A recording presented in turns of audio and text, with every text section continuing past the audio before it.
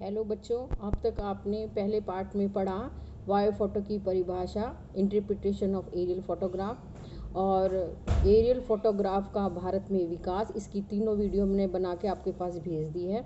ये पहले ही पार्ट में चल रहा है। इसमें एक दो बातें और हैं जो पहले पार्ट में जो चल रही हैं कि भाई बायो फोटो के लिए उपयुक्त समय कौन सा है, कौन से समय में एरियल फोटोग्राफ खींचनी चाहिए। तो सबसे अच्छी जो समय होता है एरियल फोटोग्राफ खींचने का, प्रदूषण रहित मौसम, यानी मौसम के अंदर प्रदूषण ना हो, यानी छोटे छोटे मिट्टी के कण वातावरण में जो इधर उधर हुए रहते हैं वो ना हो। सबसे उपयुक्त समय कौन सा होता है उसके लिए बायो फोटो से। तो सबसे फोटो लेने के लिए सबसे अच्छा जो समय होता है वर्षा ऋतु के अंत से लेकर शीत ऋतु के आरंभ तक होता है। सामान्यतः वायु फोटो लेने का उचित समय तब होता है जब सूर्य 30 डिग्री के ऊपर होता है, अर्थात सर्वोत्तम समय दोपहर के 3 घंटे पहले और 3 घंटे बाद, अर्थात 8 बजे से 10 बजे के सुबह, और दोपहर को शाम को 5 बजे से 8 बजे तक जो का समय होता है उसमें हम एरियल फोटोग्राफ खींच सकते हैं। इसके अलावा शैक्षणिक उद्देश्य यानी पढ़ने के लिए हमें जो फोटो लेनी चाहिए वो जो देता है वो आपका देता वायु सर्वेक्षण निदेशालय पश्चिम ब्लॉक RK पुरम नई दिल्ली से हमें आसानी से एरियल फोटोग्राफ मिल जाते हैं। तो इसके अलावा हम वायु फोटो के जो कुछ मुख्य जो छिपी हुई बातें होती हैं वो ये होती हैं कि वायु फोटो की मापनी 1.5 से 1.50 तक के बीच की मापनी की फोटो खींचे जा सकते हैं। इसके अलावा हमें प्राकृतिक संसाधनों के अध्ययन के लिए 15,000 से 1.25 तक की मापनी की फ़ोटो खींचे जा सकते हैं। इसके अलावा हमें जो रेजोल्यूशन होते हैं यानी हम जूम करके उस जगह को कैसे समझें, उसके लिए भी उसमें अच्छी किस्म के कैमरे हम इसमें एरियल फ़ोटो में लगा के फ़ोटो खींच सकते हैं। अच्छी फोकल दूरी लेंथ भी अलग अलग हो सकती है, या और जो अत्यधिक कोण की होते हैं 8.8 सेंटीमीटर से अधिक कोण के लिए, 15 सेंटीमीटर सामान्य कोण के लिए, 21 सेंटीमीटर तक के 30 सेंटीमीटर तक की कोण के लिए हम एरियल फोटोग्राफ खींच सकते हैं।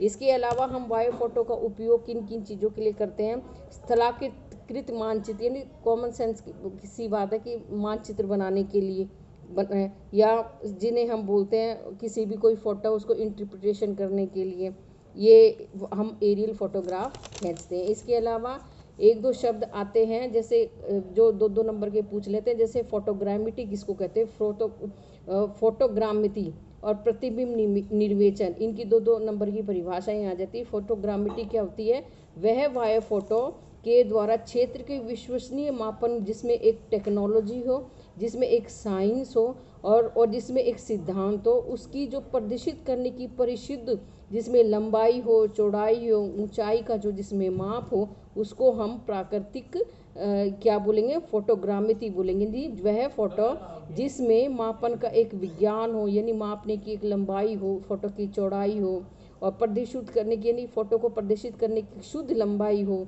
उसका एक सिद्धांत हो, ऊंचाई हो, और जो फोटो जो हमें प्राप्त होती है वो फोटोग्रामेट्री कहलाती है। इसलिए स्थलाकृतिक मानचित्र को तैयार करने के लिए, उनको अत्यधिक लेटेस्ट बनाने के लिए ये फोटोग्रामेट्री अत्यधिक उपयोगी होती है। फोटोग्रामेट्री ये दे रखा है इसमें आपकी बुक में। फिर है प्रतिबिंब निर्वचन, यानी फोटो का हम कैसे व्याख्या करेंगे उसको बोलेंगे इमेजनी इंटरप्रिटेशन, यानी जो हमें एरियल फोटोग्राफ मिली उसका हम इंटरप्रिटेशन करेंगे। इसकी वीडियो भी मैंने एक पहले आपके पास भेजी है।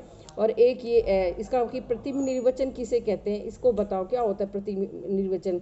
यह वस्तुओं के स्वरूपों को पहचानने और उनको सापेक्षिक महत्व से संबंधित निर्णय लेने की एक प्रक्रिया है, अर्थात वह फोटो जो हमें मिली है उसका हम उपयोग, एक उसके अंदर कोई गुण होता है, उसकी एक जानकारी होती है, जैसे मिट्टी का क्या प्रकार है, क्या उस भूमि का उपयोग है, वहाँ पे किस प्रकार की स्थलाकृति है, वन है, वहाँ पे गांव का क्षेत्र है कि वह एक शहर का क्षेत्र है, या फिर वहाँ पे क्या क्या किस हिसाब से वो वहाँ पे भूमि का उपयोग हो रखा है।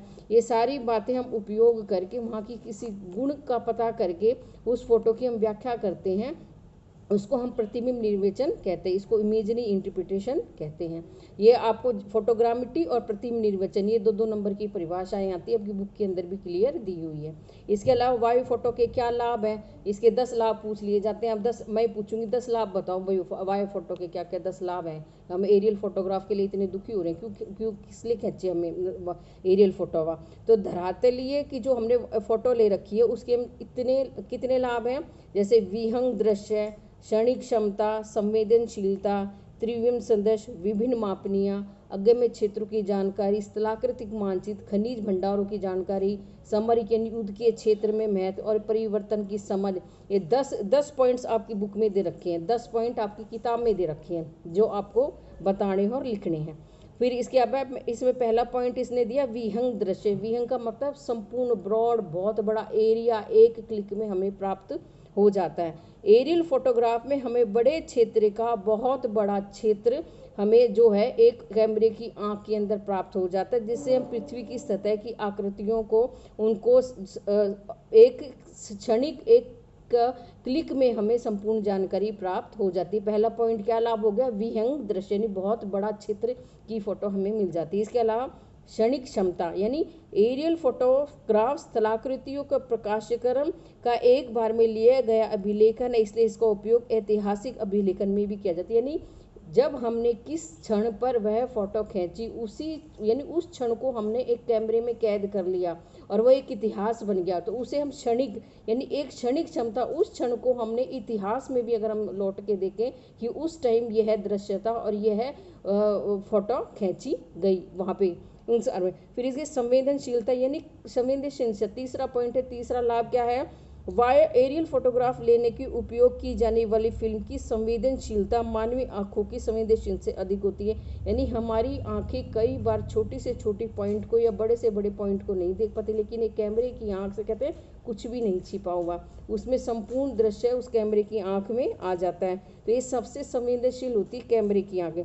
तो 0.4 से 0.7 UM से देख सकती है, जबकि फिल्म की संवेदनशीलता 0.3 से 0. EM के बीच देख सकते हैं। अत्यंत संवेदनशील से संबंधित छोटी से छोटी वस्तु को देखने के लिए कैमरे की आंख के अंदर संवेदनशीलता होती है। इसके अलावा त्रिविम दृश्य यानी लंबाई, चौड़ाई, उसकी माप, उसकी मापनी, उसकी सारी गहराई, वो सारी मापनी के द्वारा हम एक एरियल फोटोग्राफ खींच सकते हैं। कि जो भी हमने त्रिविम दृश्य वाले फोटो को निश्चित अंतराल पर लिए जाते हैं, जिसमें फोटोग्राफ के यानी 3 डायमेंशनल पेयर प्राप्त होते हैं। चित्रों के युग्म हमें धरातलीय दृश्यों का त्रिविम स्वरूप प्रदान करता है और इससे हमें सहायता प्राप्त होती है कि भाई हमें ये तो पता चलता है भाई कितने स्क्वायर मीटर में ये क्षेत्र फैला है, या ये इस जो वस्तु है, ये जो पदार्थ है, कितनी इसकी लंबाई है, कितनी इसकी चौड़ाई है, कितने एरिया में फैला हुआ है, उसकी जो फोटो हम आसानी से उसकी नाप तो मापनी के अनुसार हम ले सकते हैं। इसके अलावा विभिन्न मापनियाँ यानी वायुयान की उड़ान की ऊंचाई के अनुसार अलग अलग मापनियों पर आधारित वायु फोटोग्राफी को हम प्राप्त कर लेते हैं। अलग अलग मापनियों के द्वारा हम अलग अलग एरियल फोटोग्राफ प्राप्त कर लेते हैं। अगम्य क्षेत्रों की जानकारी, अगम्य क्षेत्रों की जानकारी यानी वायु फोटो के माध्यम से, जिसमें हमें अल्प ज्ञान हो, हमें कुछ जानकारी ही नहीं है, अत्यंत दुर्गम क्षेत्र है, धरातलीय भाग बड़ा ऊबड़ खाबड़ है और अगम्य क्षेत्र वहाँ पे हम बिल्कुल भी नहीं जा सकते हैं, जैसे ज्वालामुखी क्षेत्र हो गए या वन क्षेत्र हो, उस ऐसे एरिया की संपूर्ण जानकारी हमें एरियल फोटोग्राफ से प्राप्त हो जाती है। इसके अलावा अगला पॉइंट है स्थलाकृतिक मानचित्र। धरातलीय सर्वेक्षण के बिना भी हम बायो फोटो के द्वारा शुद्ध स्थलाकृतिक मानचित्र थोड़े से समय में ही बनाए जा सकते हैं। यानी एक फोटो को खींच के हम एक स्थलाकृतिक मानचित्र बनाने में हमें सहायता मिलती है, यानी एक नक्शा बना लेते हैं कि भाई उस एरियल फोटोग्राफ के ये स्थलाकृतिक मानचित्र के आपके एरियल फोटोग्राफ में प्रैक्टिकल में भी है कि आपको कलर्ड फोटोग्राफ आप कैसे बनाते हैं। उस प्रैक्टिकल में एक शीट भी है आप लोगों की एरियल फोटोग्राफ बनाने की, कि आप कैसे मानचित्र बनाएं और कैसे कलर्ड एरियल फोटोग्राफ बनाएं। जिसको थ्योरी समझ में आएगी उसको प्रैक्टिकल भी उसी थ्योरी के हिसाब से ही आपको शीट भी बनानी पड़ेगी। इसके अलावा खनिज भंडार, वायु फोटो के द्वारा हमें खनिज संपदा की खोज में सहायक होती है। उदाहरण के लिए जिम्बाब्वे में तांबे के भंडारों की खोज वायु फोटो की सहायता से हुई कि किस जगह पर खनिज पदार्थ है, ये सब फोटो के अंदर आ जाते हैं। फिर हमें युद्ध के लिए भी उच्च विभेदन तथा बड़ी मापनी पर बने वायु फोटो से सूक्ष्म और सामरिक सर्वेक्षणों की उपयोग में किया, यानी किसी जो है देश वही सबसे उन्नत और सबसे ज़्यादा बढ़िया माना जाता है जिसके पास सबसे ज़्यादा एरियल फोटोग्राफ होती है। इसके अलावा परिवर्तनों की समझ, यानी हमारे धरातल पे हमें मालूम हुए बिना बड़े उत्थान पतन होते रहते हैं। नदियाँ अपना कार्य करती हैं, हवाएं अपना कार्य करती हैं। जैसे आपने फर्स्ट ईयर में पढ़ा था, वे एक जगह से दूसरे स्थान पर उत्थान पतन होते रहते हैं। उन पुनरावृत्तीय उड़ानों के द्वारा धरातल छेद के अल्पज्ञानिक परिवर्तनों को हम एरियल फोटोग्राफ से हमें पता चल जाता है। नदियाँ अपना स्थान बदल देती हैं, ज्वालामुखी भूकंपों के द्वारा स्थान परिवर्तन होते रहते हैं। उन संपूर्ण समझो की जानकारी हमें प्राप्त हो जाती है।